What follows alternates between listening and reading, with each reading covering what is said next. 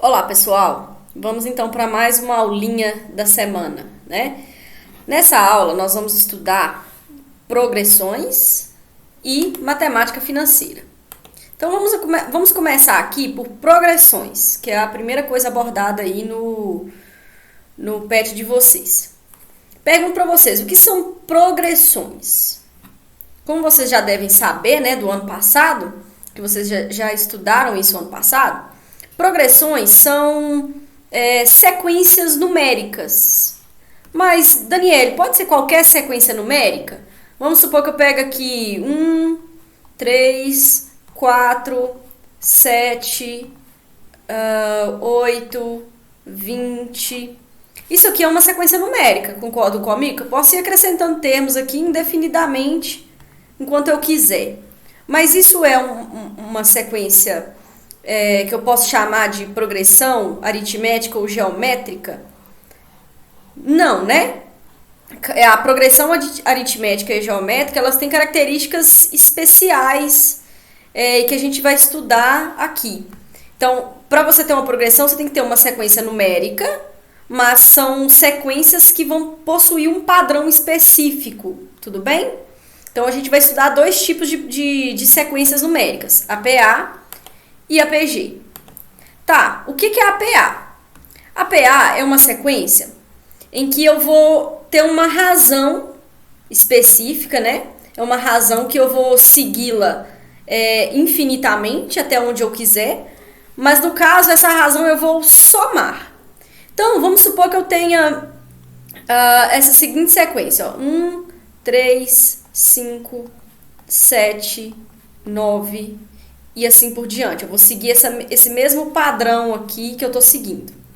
Observe que do 1 para o 3, eu somei 2. Do 3 para o 5, eu também somei 2. Do 5 para o 7, eu também somei 2. E do 7 para o 9, também eu somei 2. Então, ó, e tá existindo um padrão aqui, né? A cada termo eu somo 2 para descobrir o próximo, ok? Somei 2, somei 2. Então, quando eu estou somando de um termo para o outro, eu vou ter uma PA, mas somando um valor fixo, beleza? Poderia ser mais 3, poderia ser mais 4. Não importa quanto eu estou somando de um termo para o outro. O que importa é que essa soma ela vai ser constante. Em todos os termos aqui da minha sequência, eu vou estar sempre somando o mesmo valor X. Tudo bem? No caso, o mesmo valor R, né? Porque a gente denota o R por razão, né? A letra R.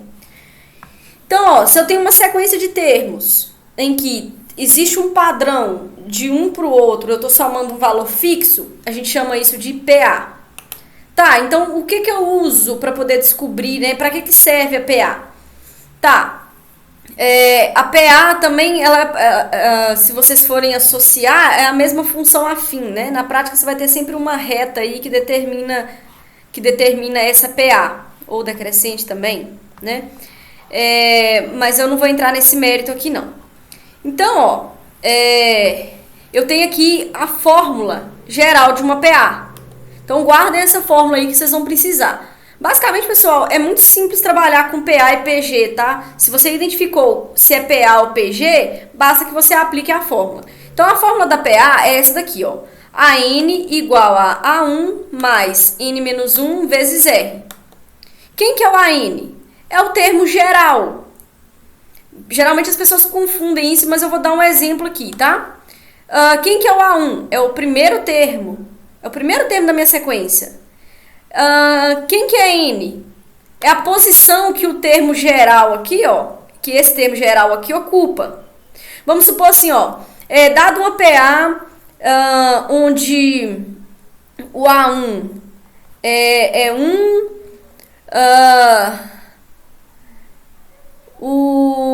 o décimo termo é 20, aí eu tô querendo descobrir a razão. Então, como que eu faria isso, né? O R aqui é a razão. Então, como que eu faço isso? Eu vou lá na fórmula, a N é igual a A1 mais N menos 1 vezes R. Basta você ir na fórmula e substituir agora. Tá, o AN é um termo geral, né? Então, vai depender da minha situação aqui, o que eu estou trabalhando. Olha, o A10 é 20. Então, eu vou estar trabalhando com o 10. Ok? Então, no lugar de A10 do AN aqui, ó, eu vou colocar o meu A10, que é 20. Quem que é o meu primeiro termo? É 1 mais N menos 1. Eu não estou trabalhando aqui com o A10, eu sei que o termo da posição 10 é 20. Então, como eu estou trabalhando aqui com 20, eu preciso que no N aqui, ó, eu coloque essa posição que eu estou trabalhando. Eu não estou trabalhando com A10, então no lugar do N eu ponho 10 menos 1 vezes R, que é o que eu quero descobrir. E aí é só a gente fazer as nossas substituições, os nossos cálculos aqui, né? 20 menos 1 igual 10 menos 1, 9. 9 vezes R. Vou só trocar de lado, 9R. 20 menos 1 dá 19. Então, a minha razão é 19 nonos. Não tem problema dar quebrado assim não, tá bom? Então, gente, é simples. EPA, aplique a fórmula que vocês vão brilhar, tá bom? Agora, nós vamos trabalhar com a PG. A PG, a gente vai seguir o mesmo raciocínio. Só que agora, vai ter uma diferença. A nossa razão aqui, ó, ela não vai mais somar, ela vai multiplicar. Então, ó, vou dar um exemplo para vocês aqui, ó. Vamos supor que a gente tem aqui 1, 2, 4, 8, 16 e assim por diante. E aí a gente não sabe, né? A gente vai tentar ver se é uma PA e depois a gente vai ver se é uma PG. Do 1 pro 2, somou 1. Do 2 pro 4, somou 2. Do 4 pro 8, somou 4. Observe que aqui a gente não tem um padrão de soma, né? Não está somando um único valor, né? Um valor constante. Então, logo de cara, a gente já sabe que não é uma PA. Mas, observe que, olha, do 2 pro 1... Do 1 para o 2, né? Multiplicou por 2. Do 2 para o 4, multiplicou por 2. Do 4 para o 8, multiplicou por 2. Do 8 para o 16, também multiplicou por 2. Então, novamente, a gente está tendo um padrão aqui, ó. 2 vezes 2 vezes 2 vezes 2. Então, não é mais um caso de PA, mas um caso de PG, ok? E aí, o processo, gente, é o mesmo. É exatamente o mesmo. Vocês vão ter aqui, ó, só que agora é uma fórmula diferente, AN igual a 1 vezes Q elevado a N menos 1. E aqui a gente pode associar com a função exponencial, né, que a gente já viu semana passada. O AN continua sendo o termo geral, o A1 continua sendo o primeiro termo, o N é a posição do termo procurado, né, o termo que a gente já está trabalhando aqui no AN. Se eu estou trabalhando com A20, no lugar do N eu vou pôr 20. E aqui eu tenho a razão que é representada por Q na PG, ok? Agora nós vamos fazer diferente.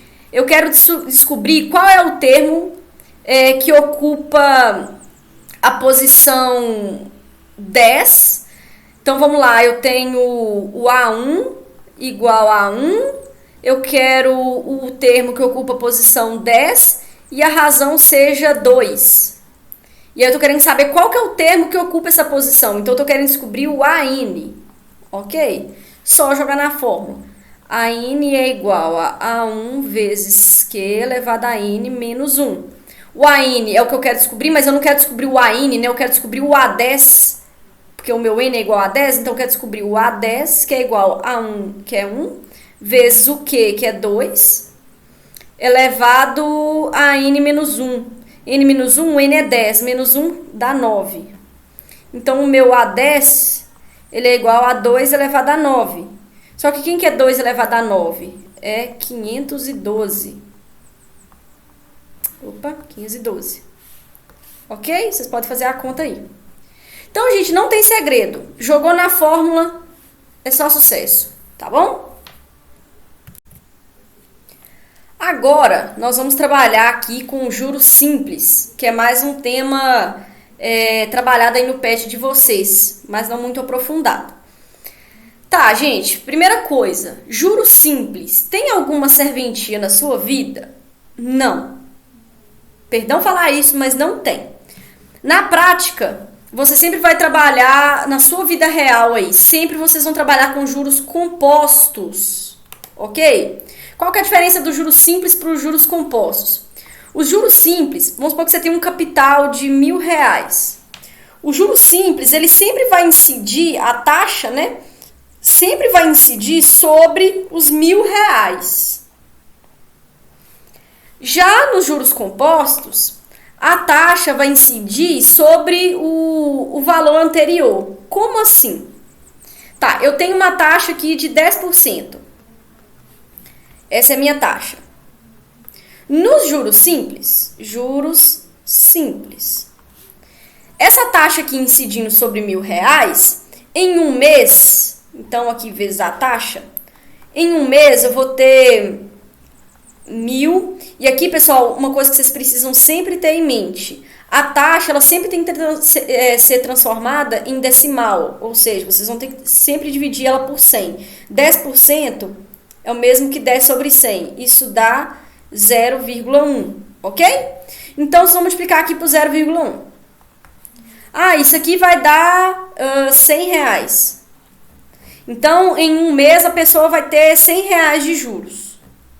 Ah, mas e se for 2 meses? A pessoa vai ter 100 vezes 2, que vai dar 200. Beleza?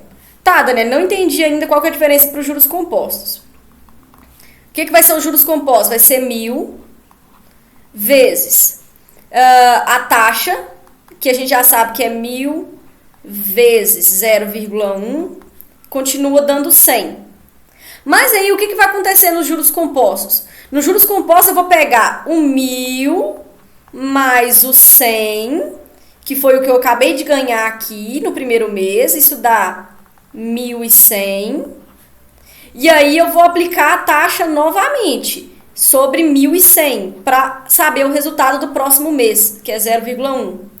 Isso é igual a 110, ok? E aí quando eu somar com isso aqui, ó, vai dar 1.210. Aqui em cima, se eu pegar o valor de R$1.000 inicial e somar com os 200 aqui, é 1.000 mais 200, isso é igual a 1.200. Observe que deu uma diferença de R$10 de cima para baixo. Na prática, o que acontece? Suponhamos que você tem R$1.000 guardado num banco a um juros de 10% ao mês. Isso não é uma taxa aplicável, tá, gente? Essa taxa não é real. Na prática, aí, no máximo, vai render uns 0,02, 0,03, dependendo do banco, né? Vocês conseguem até uns 2%, 1%, é pouquíssimo, rende pouquíssimo, tá bom? Dependendo do investimento. Na prática, o daqui, ó, sempre vai incidir sobre o capital, né? Os R$1.000. E o daqui já vai incidir sobre o montante. Então, vocês vão ver que aqui tá dando uma diferença de R$10, mas em mais meses, isso daria uma diferença gigantesca. Então, as dívidas que vocês tiverem aí na vida adulta, né? Inclusive os pais de vocês também, pensem em juros de cartão de crédito. É por isso que as dívidas de cartão de crédito, elas crescem tão rápido. Uma dívida de cartão de crédito geralmente é 14% ao mês. Então, na prática, você vai pegar a sua dívida lá que é de R$500 e vai estar sempre multiplicando aqui, ó, por essa taxa. Ok? E aí o valor que se deu no primeiro mês, deu o primeiro mês aqui, 500 vezes 0,14, né? Pagou esse tanto de juros, soma com o montante lá, soma com o capital. Ah, não pagou a conta? Não, vai multiplicar aquele resultado lá que você teve, aquele resultado que já está com juro, para o próximo mês. Então, por isso que dá um valor tão grande, tá? Geralmente essas dívidas, elas crescem exponencialmente justamente porque os juros compostos é exponencial, né? Então a gente tem várias coisas aí que acabam utilizando o modelo exponencial. Um exemplo muito falado na mídia agora é o coronavírus, né? Que também ele tem uma curva exponencial. Ele vai aumentando muito rápido, né? Mas vamos nos ater aqui ao juro simples. que é o juro simples? O juro simples é aquilo que eu falei com vocês, ele vai sempre incidir sobre o capital. Então, é só pegar a fórmula, gente, não tem segredo. É só substituir na fórmula. Quem que é o J? É os juros que vai ser gerado pelo capital aqui, né? Então, o C é capital, o I é a taxa e o T é o tempo. Então, Maria tá com R$1.000 para colocar no banco lá a uma taxa de... Isso aqui vai ser o capital, a uma taxa de...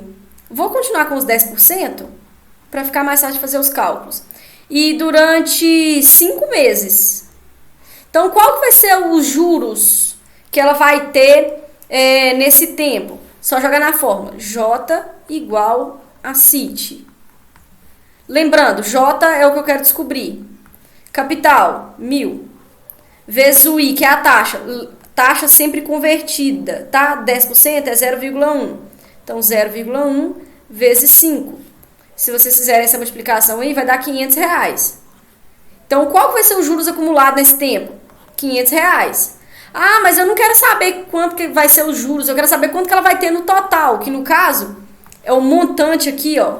Se eu quiser saber o montante, a quantidade final que Maria vai ter lá depois desses 5 meses, basta pegar o capital e somar com os juros. Então, o montante é igual a capital, é R$1.000. E de juros, deu quanto? 500, né? Então, mais 500. Então, o montante é igual a R$1.500. Então, no final de 5 meses, Maria vai ter R$1.500. Ok? Leve pincelada sobre PA, PG e juros simples. Qualquer dúvida, vocês podem me chamar.